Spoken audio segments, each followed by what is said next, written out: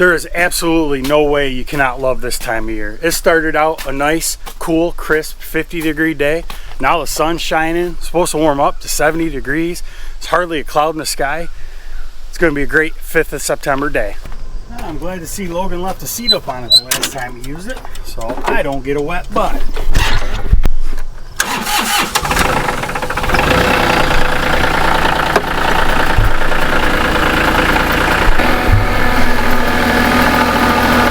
In 4 days, the pigs are slated to go to the butcher, but preparation for that day starts right now.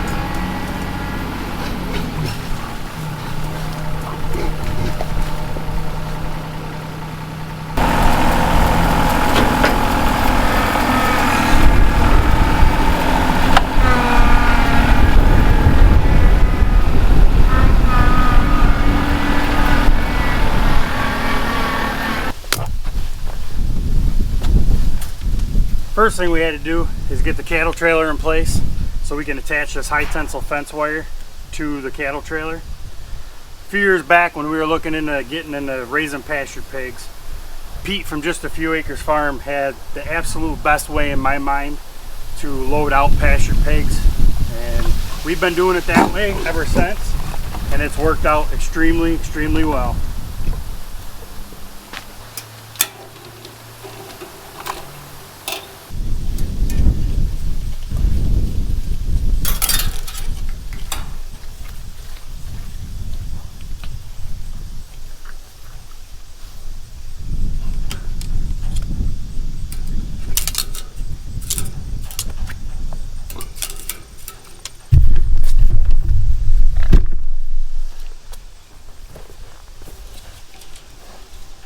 I always start with this top wire because the top wire is the one that really, at this age, helps keep the pigs in with how big they are. So once I get the top wire in, then I always feel a little bit better. I don't want the pigs to get out.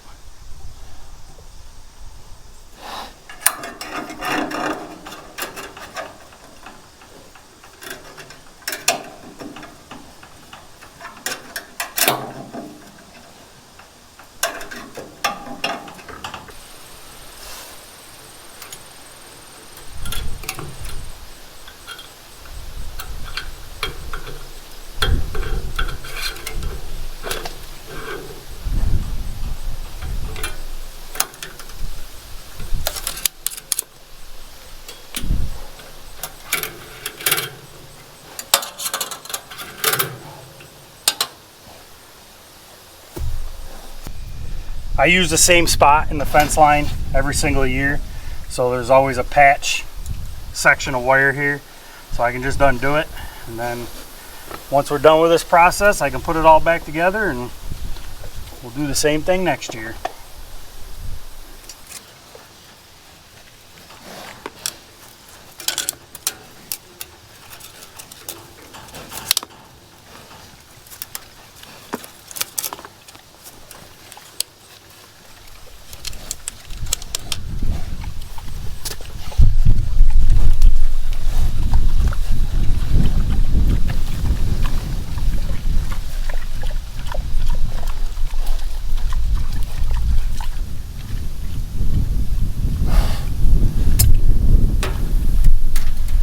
Leave the camera alone.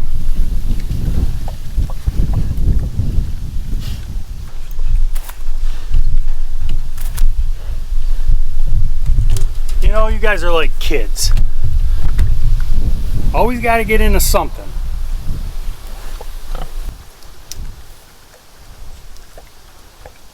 There, that ought to be good.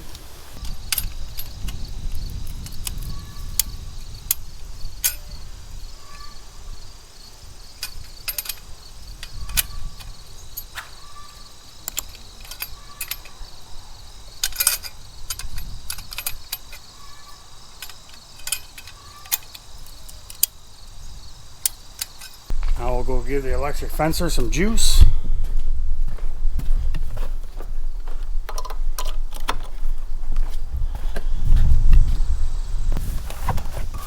Block the wheels for good measure because, yes, them getting rat racing around in there will move the trailer. Ask me how I know. The only thing I have left to do is at chore time, I gotta swing this tailgate open all the way and stake it back so we can start feeding the cattle out of the cattle trailer. Will you leave the tripod alone?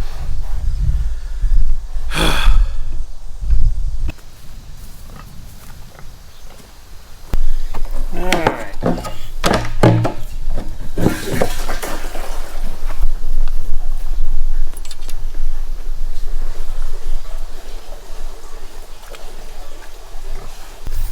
The way we raise pigs outside here is pretty simple. It's a pretty simple design. We have just a standard 2-wire high tensile fence all the way around. At each corner we have steel T-posts driven in the ground, and then the line posts are all just those plastic plastic posts that you get from Tractor Supply. And as you can tell by this one, I hate them. After the pigs are gone, I'm going to go through and take all this wire up, and I'm going to come back in here with a New Holland and maybe a back blade, and I want to pull all this dirt, all the stuff that they've pushed up against the fence line over the last couple of years. I want to get that all pulled back. I want to get it somewhat level again, and I got some other plans for this pig pasture as well. We're going to incorporate this area into our pig pasture. For those that have been with the channel a while might remember last year Logan grew pumpkins in this area, and it did well. But this year we didn't do anything with it. I had to mow it every once in a while, and as you can see by all the landmines around here that it's nothing but rock. So we want to give more room for the pigs. So, and in conjunction with cleaning up the perimeter fence that's already there, we're going to expand the fence line down this way to give them more area.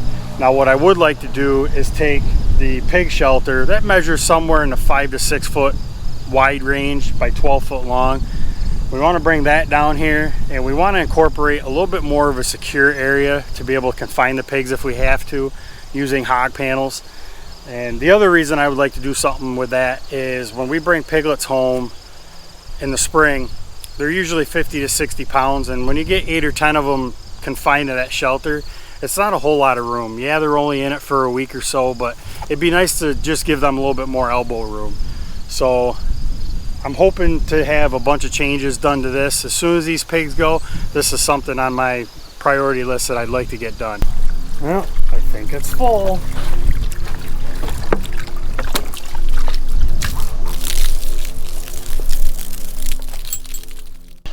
Alright, it's early evening, chore time. I had to go drive my little schoolie bus this afternoon and take the kiddos home from school.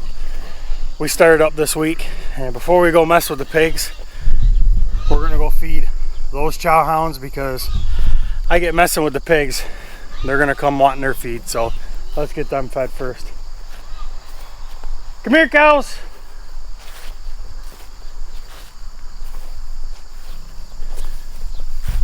Come here, cows.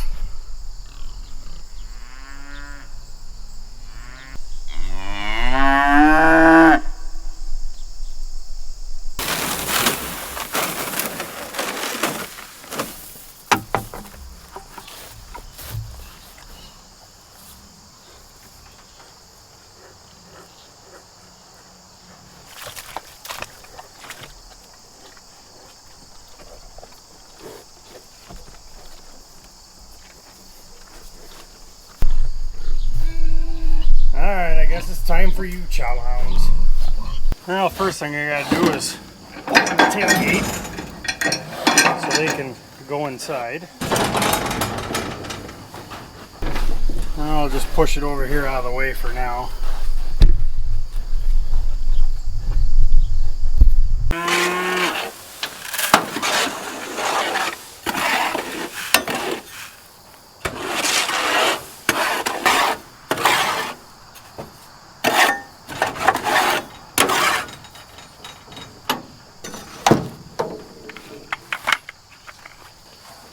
I know, this is all different for you.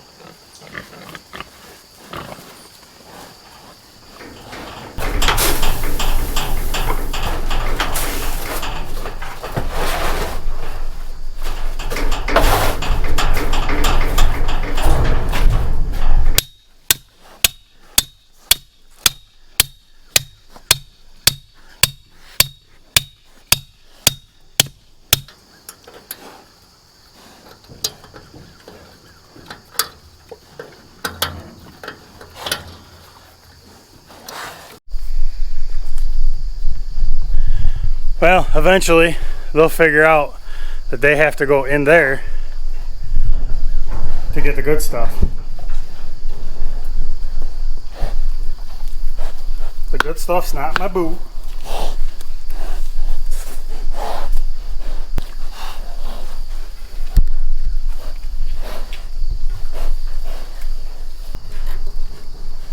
I think they're more interested in the tailgate on the trailer and the T-post.